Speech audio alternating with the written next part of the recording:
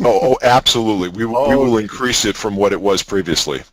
Wes, I think I do have a good show, but I must tell the audience immediately that I am not a professional painter, nor have I ever been a professional painter. But Wes, that is the reason that I created this panel, because I wasn't a professional and I wanted to use some of the techniques from some of my favorite painters. And in this case, like Tim Shelburne from London, England, who I've borrowed from. So are they seeing my screen now? Am I Yes, they can see live? your screen. Oh, You are oh no. live. No. So let's get this thing started. So um, I'm going to be working with two products here today. My painting panel, which works for Adobe Photoshop CS6, and my watercolor panel, which again works for CS6 only. These panels can be downloaded from my website. Let's get right to that immediately. Where can I get these? If you go to russellbrown.com, russellbrown.com /scripts HTML, or just go to the site and click on the scripts. You can scroll down. This would probably be the easiest place to find everything in one location.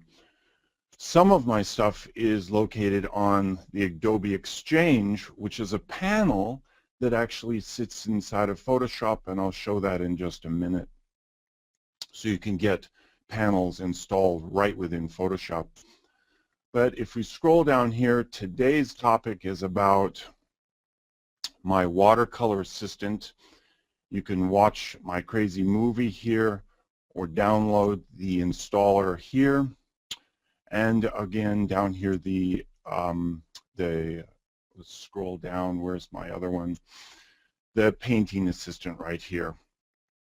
But Wes, did you know? You get to talk to me, do you, Wes? Or I get to ask you questions along the way, Wes? You do. Okay, good. Okay. Wes, I'm also going to show my texture panel, which works in combination with the painting, which is pretty cool. So so that's where you can find everything. Let's go ahead and close that back down, go back over here to Photoshop.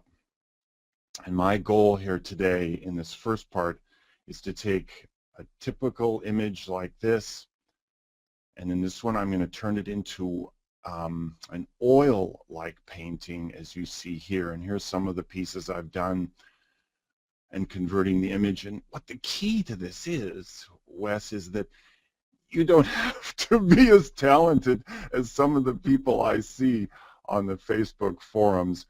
You can be as untalented as I am and get away with this. However, there are some great artists online who I've passed this off to, and Mark Baumgardner, I came across him, and he did this piece, which is just amazing what he's done with this. So I just want to prove that if you do have talent and you use my easy paint oven, really great results can come from it. And if you don't have talent, yours starts to look like this a little bit, but still pretty good. Mom still loves these when you're all done. Okay, let's go right over to Photoshop right here and take a look at this. Once you've downloaded my panels and you've installed them into Photoshop CS6, you can go up here to the window menu and down to extensions. And here's where you find the extensions you've put into place. And in this case, we're going to start with the painting assistant. But also, since I mentioned it earlier, up here is Adobe Exchange right here at the top. I can bring up Adobe Exchange, and if you're not familiar with this, it's a really great built-in panel that accesses both free and paid for panels, actions, and scripts. all contained within this Adobe Exchange. So it's a panel with more panels, and I just thought I should point out that, of course, some of my panels are, of course, the top rated panels on this site. So another good reason to go there. Okay, get on with the show here, Russ. So our first project today, let's see if I've forgotten anything. Our first project today is to take a look at not watercolor, but we're going to go to painting, oil painting. So working with the likes of Tim Shelburne, I came up with these schemes to use their techniques and build it into a panel. And these panels are flash panels built into Photoshop. And some of these panels you can actually create yourself, and we discussed this, Wes. This one was created in Configurator, and I created this with a series of actions. So each one of my buttons is an action that I place into Configurator, which is a product from Adobe, and you can build your own panels and actually turn around and sell them on Adobe Exchange. Wow. So you can make your own panels and then sell them on the Exchange panel, which I showed you earlier here. So pretty cool.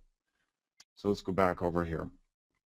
And so that's how I did this one, but then I made it a little bit more advanced with the watercolor, and I had to bring in a programmer to write some JavaScript to make some more sophisticated characteristics to this particular panel.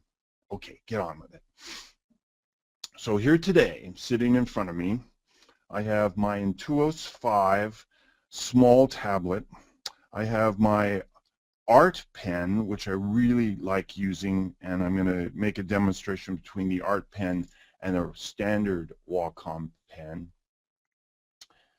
And I just want to point out, Wes, that I am saying Wacom correctly, whereas half of the world does say it Wacom, Wacom, what is the other ones I've heard around the planet? Wacom.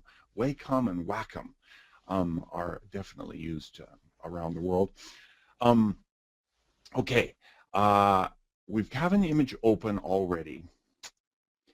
We're going to go immediately to the step number 2 in this particular case in this project. Also notice that in all my panels, the moment you open them for the first time, my face will greet you and tell you how to use the panel.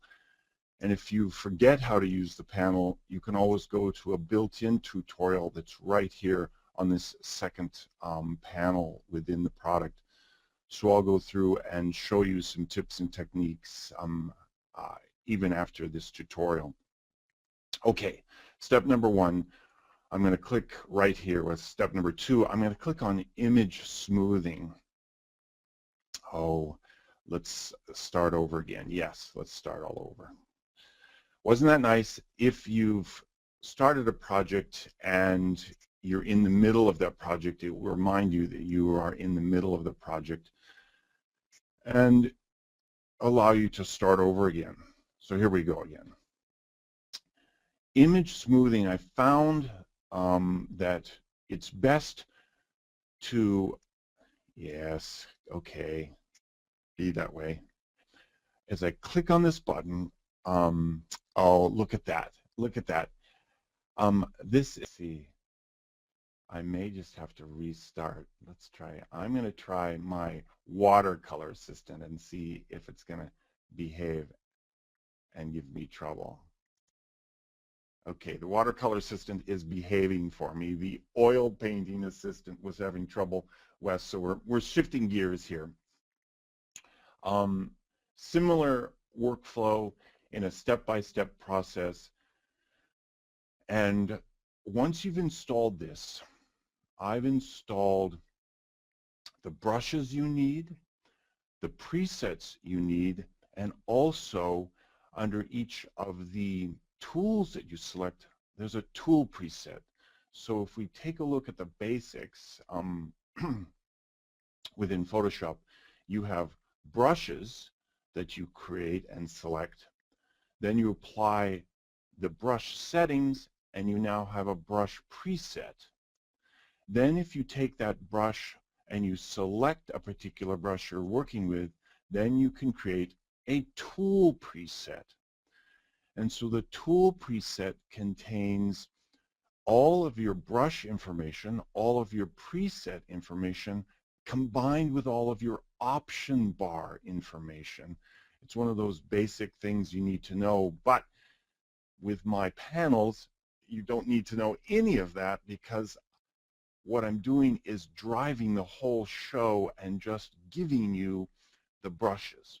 So in this particular case, we go back over to our panel. We were on step number 4. So now watch what happens. I'm clicking on initial watercolor washes. Notice over here to the right that everything is being set up for me. And essentially with this product, I do not want you to touch anything over here in your layers panel. I never go over there. Don't even think about it. And just pick up your Wacom tablet and your, in this case, my art pen, and I'm handing you the tool, I'm handing you the brush, I'm giving you everything you need. Bingo, no selections, no nothing. I've even created a layer for you, a blank layer in which to paint into over here. And then you can start to paint into this layer. The only thing that I would say you want to do in this project is perhaps change your brush size. And I'm using the closed bracket to change my brush size. And look what I've done. I've even placed in a light sketch here that you can work within on its own separate layer. So here we go. So now I'm going to start to paint into the surface here. Of course, I made the biggest mistake over here. Over here, you can turn on or off the tutorial messaging. The messaging, if it were on, would have told me, a very important step in which, in this whole process. There's one thing I cannot choose for you. In this particular case, we're painting with the clone tool here. We're cloning from a pattern, and I'm creating a pattern from the original image of the apples. In the process of clicking these buttons, there's only one thing you need to do, and it would have told us, but I turned it off. We click right here to select the pattern, which happens to be the exact same size as the image itself. So now we can proceed forward. So now I'm going to be painting with the pattern of the original and into this textured surface of this pattern that looks like watercolor paper. I'm going to go ahead and paint. So now you can see that the colors are coming in. And this brush created by Tim Shelburne is absolutely amazing. So I'm doing multiple clicks, and each time I click, it adds to the colors within the image and starts to bleed. Now, something to point out up here in the options bar, even though you're not supposed to be looking up there, it's using the impressionist mode. But later on in this process, as we click through these steps, it will change and turn off the impressionist mode, and then more detail will start to show up. And as I click through these steps over here to the right, watch the options bar, and you can see what Tim Shelburne's doing to work through this whole process. But if, being the artist that I'm not, and giving you my suggestions for those who do not use a Wacom tablet or been wanting to get one, Um, Absolutely. We will oh, increase it from what it was previously. Wes, I think I do have a good show, but I must tell the audience immediately that I am not a professional painter, nor have I ever been a professional painter. But Wes, that is the reason that I created this panel, because I wasn't a professional and I wanted to use some of the techniques from some of my favorite painters. And in this case, like Tim Shelburne from London, England, who I've borrowed from. So are they seeing my screen now? Am I Yes, they can see live? your screen. Oh, You are oh live. no. Oh, no. So let's get this thing started. So I'm going to be working with two products here today. My painting panel, which works for Adobe Photoshop CS6, and my watercolor panel, which again works for CS6 only. These panels can be downloaded from my website. Let's get right to that immediately. Where can I get these? If you go to russellbrown.com, russellbrown.com /scripts HTML, or just go to the site and click on the scripts. You can scroll down. This would probably be the easiest place to find everything in one location. Some of my stuff is located on the Adobe Exchange, which is a panel that actually sits inside of